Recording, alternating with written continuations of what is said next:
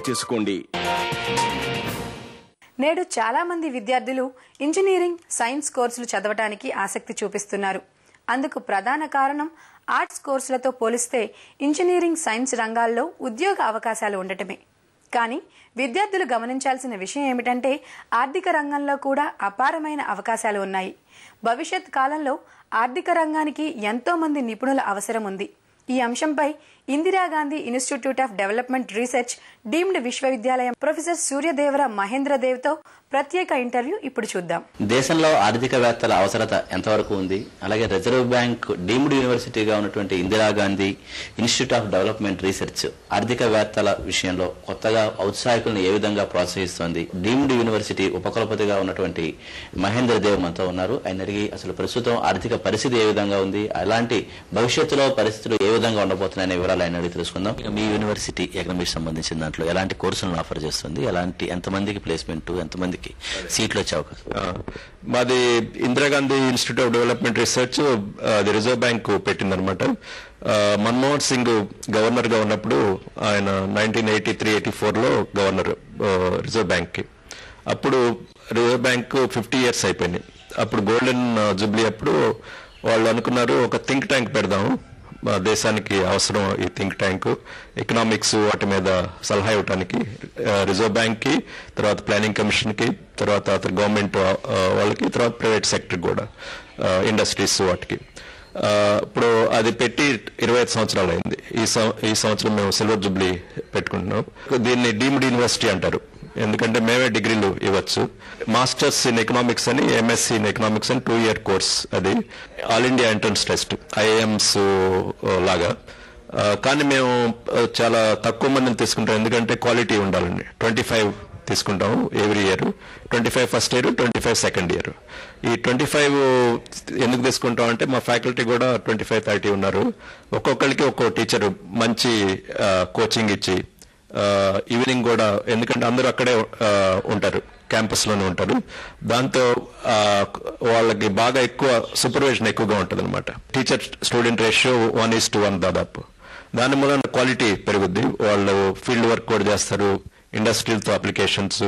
So వాళ్ళు మా దాంట్లో అయిన తర్వాత, ఎంఎస్సీ కోర్స్ అయిన తర్వాత కొంతమంది పిహెచ్డీ చేస్తారు. పిహెచ్డీ ఇన్ డెవలప్మెంట్ స్టడీస్ అంటారు.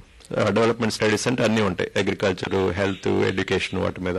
ఐసిఐసిఐ, సో ఈ కంపెనీస్, నొమూరా అని, అది ఇన్వెస్ట్మెంట్ బ్యాంకింగ్ కంపెనీస్, వాటిలో మంచి జాబ్స్ వస్తాయి అన్నమాట. ఈ రోజు ఎకనామిస్టులు కానీ, ఇటు ఆర్థిక రంగం వైపు కానీ యువత అసలు ఎంతవరకు, చాలా వరకు ఐటీ కానీ లేకపోతే ఇంజనీరింగ్ వైపే కాన్సన్ట్రేట్ చేస్తున్న యువత ఇటువైపు ఏమైనా ఎంతవరకు వస్తుంది? పర్టికులర్లీ ఆంధ్రప్రదేశ్ లో ఇంజనీరింగ్, మెడిసిన్ బాగా స్టూడెంట్స్ ఎక్కువ వెళ్తారు, ఎందుకంటే ఆపర్చునిటీస్, ఎంప్లాయ్మెంట్ ఆపర్చునిటీస్ అని. ఎకనామిక్స్ ఇప్పుడు ఢిల్లీ కానీ, బాంబే కానీ ఎకనామిక్స్ చాలా ఇంపార్టెంట్ సబ్జెక్ట్ గా ఉంటుంది. ఆంధ్రప్రదేశ్ లో కూడా ఈ మధ్య కొంచెం సెంట్రల్ యూనివర్సిటీ కానీ వాళ్ళు ఎక్కువ ఎకనామిక్స్ ఇంపార్టెన్స్ ఇస్తున్నారు. కంపెనీస్, బ్యాంక్స్ వాళ్ళందరూ ఆర్థికవేత్తలు కావాలని అనుకుంటున్నారు, ఎందుకంటే మ్యాక్రో సినారియో వాళ్ళు కావాలి, తర్వాత ప్రొజెక్షన్స్ కావాలి. ఫ్యూచర్ లో ఏమవుద్ది, ఫ్యూచర్ ఎకానమీ ఏమవుద్ది, తర్వాత ఇండస్ట్రీలో ఏమవుద్ది, సర్వీస్ ఏమవుతుంది, స్టాక్ మార్కెట్ ఏమవుతుంది, ఎక్స్పోర్ట్స్, వీటి మీద అనాలిసిస్ చేయడానికి చాలా ఆర్థికవేత్తలు అవసరం అనమాట. ఆంధ్రప్రదేశ్ లో కూడా కొన్ని యూనివర్సిటీలో బాగా, ఇప్పుడు ఆంధ్ర యూనివర్సిటీలో బాగా స్టాటిస్టిక్స్, ఎకనామిక్స్ బాగా ఉండేది. తర్వాత ఇప్పుడు సెంట్రల్ యూనివర్సిటీలో బాగా ఉంది. వాళ్ళ ఎకానమిస్టులకు మంచి జాబ్స్ అవి వస్తున్నాయి.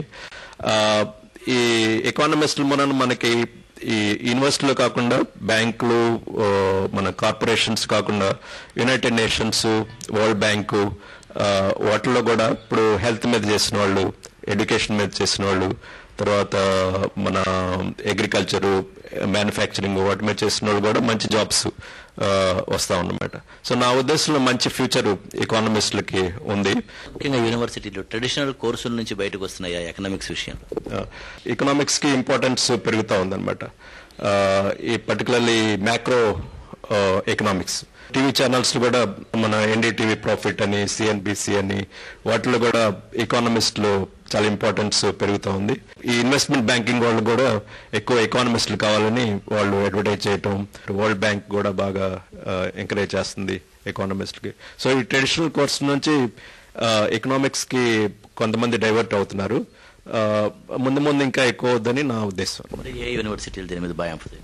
పెద్ద పెద్ద ఇప్పుడు ఢిల్లీ స్కూల్ ఆఫ్ ఎకనామిక్స్ అని, మా Indira Gandhi institute of development research, JNU, central universities, వాటిలో ఎక్కువ ఎకనామిక్స్ కి ఇంపార్టెన్స్ ఇస్తున్నారు. స్టేట్ యూనివర్సిటీస్ ఇంకా కొంచెం ఏమవుతుందంటే టీచర్స్ కనుక సరిగ్గా చెప్పకపోతే అనలిటికల్ కెపాసిటీ ఉండదు అనమాట. సో దాంట్లో అంత డైవర్సిటీ రావట్లేదు.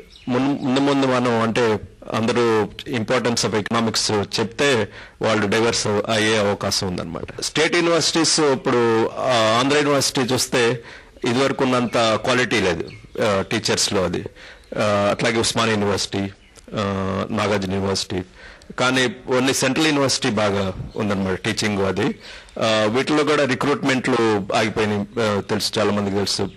రిక్రూట్మెంట్లు మంచి టీచర్స్ కనుక ఉంటే అప్పుడు అనలిటికల్ కెపాసిటీ ఉంటే స్టూడెంట్స్ ని అట్రాక్ట్ చేయొచ్చు ఈ కోర్సులకి.